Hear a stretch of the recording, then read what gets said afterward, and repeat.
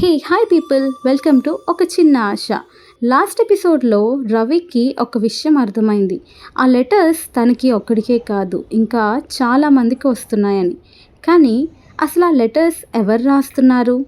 Next Monday early morning ఒక చిన్న tea stall owner tea prepare చేస్తూ బిజీగా ఉన్నాడు.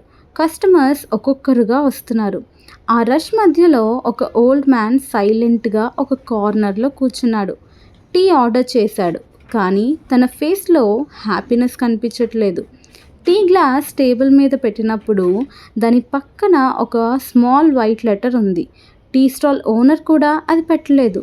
ఓల్డ్ మ్యాన్ స్లోగా ఆ లెటర్ ఓపెన్ చేశాడు. అందులో ఇలా రాసింది: లైఫ్లో కొన్ని డ్రీమ్స్ లేట్ అవ్వచ్చు, కానీ హోప్ ఎప్పుడూ లేట్ అవ్వదు.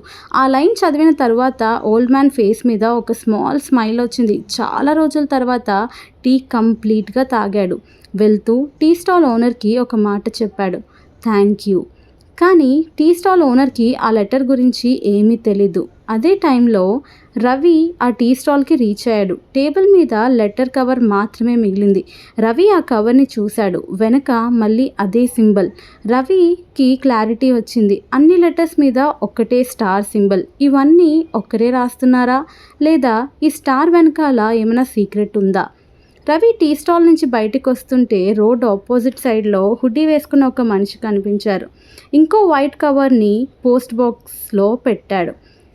ఆ పర్సన్ క్రౌడ్లో కనిపించకుండా పోయాడు. రవి పోస్ట్ బాక్స్ ఓపెన్ చేసి చూశాడు.